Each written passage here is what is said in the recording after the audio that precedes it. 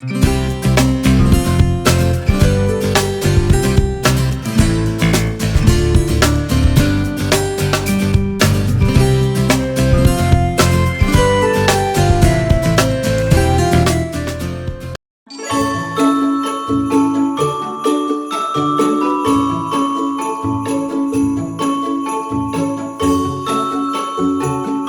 everyone, it's Jeannie, and today I want to talk about the 7th installment in the Percy Jackson and the Olympians series by the New York Times best-selling author, #1 best-selling author, Riordan. Percy Jackson and the Olympians is probably his most famous series, and I'm not lying, every single book that Rick Riordan has published has become a hit. So it started with Percy Jackson and the Olympians, which has sold like hundreds of millions of copies and is enjoyed and loved by, hundreds of millions of people around the world. The 3 additional books to the original 5 books were announced last year. And this is the second of the 3 books. They're called The Senior Year Adventures of Percy. And he has to complete 3 quests to get 3 recommendation letters from the gods so that he can write it in his for his college for New York University, which is kind of like the demigod university that he has to go to. Then he wrote the Heroes of Olympus series, which was another hit. And then he wrote Percy Jackson's Greek Gods and Greek Heroes, another hit. And then he wrote some side books as well, which are very popular. And then he wrote The Trials of Apollo, which was another hit. And then he wrote The Kane Chronicles, which explores Egyptian mythology, and that was another hit. And then he wrote the Magnus Chase series, and that was another hit. Like, every single book that he writes is a hit. And I'm not just saying that it was popular. It got good reviews. It got tens of thousands of reviews. His books got tens of thousands of reviews. They're copied and sold by the tens of millions. Hundreds of millions of fans of Rick Riordan around the world. He's one of the richest young adult writers in the world. And so if you ask, in the 21st century, who is one of the most influential authors for children? Rick Riordan is probably going to be in the top 5, if not, or the top 10, at least. So Percy Jackson and the Olympians is his most famous series, but that's also not true. Like, Magnus Chase, The Kane Chronicles, Trials of Apollo, The Heroes of Olympus have gained so much fame. And some are even more famous than Percy Jackson and the Olympians. But this is kind of like the starting series that all readers should read in the beginning to get used to the world of demigods. Then they should go into Heroes of Olympus and all that. Anyway, for any readers out there, I recommend every single Percy Jackson book. And so you should, I hope that you already know the type of book the Percy Jackson books are. Percy Jackson is the son of Poseidon, the Greek god of the sea. So basically, the Greek gods are real, along with all of the monsters. There's an actual Mount Olympus, along with an actual Tartarus, the Greek version of hell.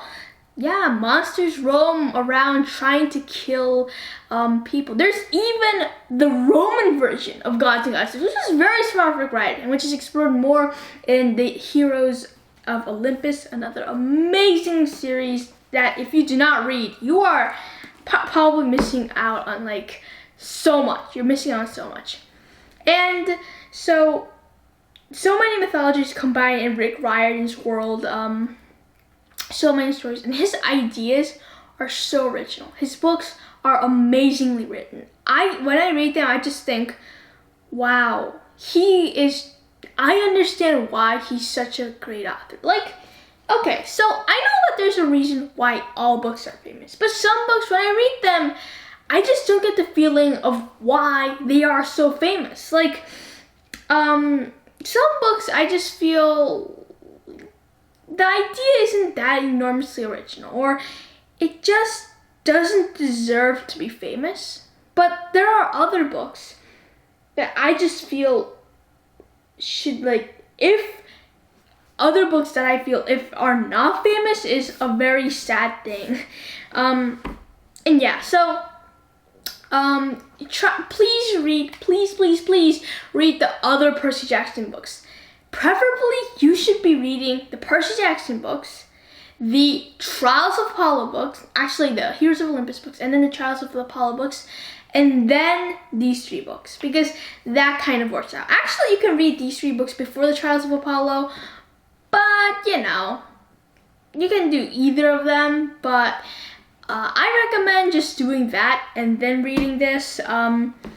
Kind of read them by the order of their release. And also, don't forget to check out Magnus Chase and the Kane Chronicles, because those are just some of the best books out there. And also check out Rick Riordan Presents, which has gotten some very enormous hits. So Rick Riordan Presents is kind of like books like Rick Riordan's that are not like Rick Riordan's. So what I mean is that they're focused on other mythologies all across the world, from Korean to Chinese to like folks tales told by African people to gods dreamed up by the Norse, from Indian mythology to Mexican ghost stories. You can find so many other things. And the thing is, the characters, the stories, the situations, the quests, they could not be more different from Rick Riordan's books, while still possessing that same feeling of excitement, that same feeling of pure, amazing, undiluted imagination and fun. So you'll have to read those books as well. Anyway, today I'm here to introduce the 7th book in the Percy Jackson Olympians series, or the 2nd book in the series of adventures, Wrath of the Triple Goddess. I actually wanted to talk about this book on its release date, but unfortunately I was kind of busy on the release date, and then it got busy, and I was very busy, and sadly, I was not able to read the entire book. However, I have checked out the reviews. I have read, like, kind of, like how in the back there's like always like kind of a like there's like a short scroll on the back that kind of talks about it, and I have still read a lot of the book. I've still read enough of the book to get the main emphasis. And here's the thing. This is another hit. It was once more great. The book was amazing. It was just awesome. I loved it so much, and I am still enthralled in it. Now here's the thing. This came along with Spy School 12. Spy School Goes Wild by Stuart Gibbs, who's another amazing author that you've got to check out. He's another author who has all of his series, and all of them are hits. Again, and you gotta read all of his books. But that's a story for another day. Though, I will say that a review for Spy School Goes Wild is going to be soon on Jaden's bookshelf. So, please check that out. Please like that video and this video. And let's go back to Percy Jackson and the Olympians, book 7. So in the Wrath of the Triple Goddess, first of all, I just felt that, once more, the humor was great. I really liked the light, yet very beautiful way that Percy narrates the story. And the thing is, I feel like the Percy Jackson books are not just for children. And this is illustrated, at least the senior year adventures. So this was illustrated by the fact that, one, on Amazon, reviews from customers say that this is for everybody after the age of 11. Just says 11 plus. I must be saying, yeah, I know, but it's still for like children, right? But as I read this, I have the feeling, like the publisher said it was 8 to 12. But as I read this, what the feeling that I got was that the book isn't childish. Like, sure, the stories and the adventures, I don't, like, this belongs in a young adult series.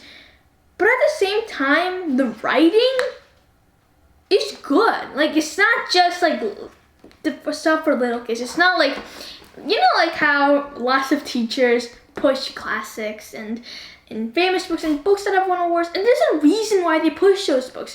They're really good. Like, I have a lot of books here, as you can see, stacked up. For example, Flora and Ulysses is an amazing Newbery Medal winner. We have Wish Tree by Catherine Applegate, which is another great book. We have Number the Stars by Lois Lowry, another amazing book that has won the Newbery Medal. It's probably one of the most famous Newbery Medal winners. We have The Wild Robot, which by Peter Brown, which is now being turned into a movie by DreamWorks, and it was actually released last month. So that was pretty cool. So you should totally watch that movie. I haven't yet, but I am planning on. So that's another very fun thing. But anyway, that's not the point. What I'm saying is, this isn't just a book that you would just read for fun. It's not like, and I think that this is a very good example to do it. You know how like I have some movies, like for example, a movie of great classic. I'm trying to think of an example, like How to Kill a Mockingbird, or like Pride and Prejudice, or like those movies. They make you think. They're not like, I'm gonna say Garfield cartoons, or it pains me to say it, or like Puss in Boots. Puss in Boots is a great movie, by the way, but anyway, it's not just something that you read for fun. It's not like just mindless, easy stuff that's just made for fun. For kids who don't really want to read, but this is like fun. Percy Jackson not only makes kids want to read, it's also advanced in a way. It's not just like for kids, and it's for adults as well. It's hard to explain, but I should read it. I think that you're gonna get that feeling. And it's not just a book for little kids. That's what I'm saying. So I really like that. It feels advanced. It's for all ages, in my opinion. Like adults even like it. Here's another piece of proof, and then I'm gonna move on from this topic, by the way. But just for those people who are saying, okay, yeah, I get it, Jaden. But here's another thing. So I got this from CNN 10, which is CNN 10. So you should check CNN 10 out. It's really great. But anyway, from CNN 10, there was this in one episode, and it's basically just 10 minutes of news every single day for students. I sometimes watch it, and one of those videos, they were talking about like the CNN 10's workers' like favorite books, and one of them was Percy Jackson and the Olympians, the Senior Year Adventures Book 1, which was The Chalice of the Gods. Now, The Chalice of the Gods was only released last year in 2023. Yet an adult was saying, and they were saying that it's a great book for all ages. So don't just ask the kids. The adults think that too. And I think that this, again, Senior Adventures Book 2 is another great example that anybody can read. Yeah, so again, the idea was so original. I really like the book. It's just very good. I like the Percy Jackson books very well. I like the original idea, and each book just seems to be getting better. And this one, again, is very humorous, funny, and greatly written. So I'm going to say, definitely read this book. Please, please read this book. One last thing before I go. Some people are going to say, Jaden, how can you judge a book by its first 100 pages? This book, by the way, is around 322 pages long exactly. I read less than a third of the book. However, I do know from just reading the beginning what type of book this is, and I have skimmed through the rest of the book just to make this as accurate a book review as possible. If I feel that there's any feel for revision, then I will go over that. And so one thing that I will say is that what you're going to be seeing, I might make another additional video, but for right now, here's all I have to say. Percy Jackson and the Olympians, another great addition to a great series by a great author who came up with some amazing, great ideas. I hope that you enjoy the 7th installment. It's funny, humorous, light, imaginative, and everything that you will want in a book for both adults and kids. People of all ages will enjoy. It's a very great family read, and it takes normal situations like pet sitting and it turns it into something completely different. In the story, we have Percy, Annabeth, and Grover recruited by Hecate, or the triple goddess, to pet sit their polecat, the hellhound, and 4 moray eels. But things go terribly wrong when Grover drinks a potion. That's all I'm gonna say. The rest is in the book. I hope that you have a great rest of your day. I'll be filming Spy School Goes Wild soon, and I am so looking forward to Rick Riordan's next book, which is going to be book 3, whatever that book is going to be. So I'm so excited about that. And always, if you want to learn more, go to readriordan.com or rickriordan.com for the latest news. Enjoy!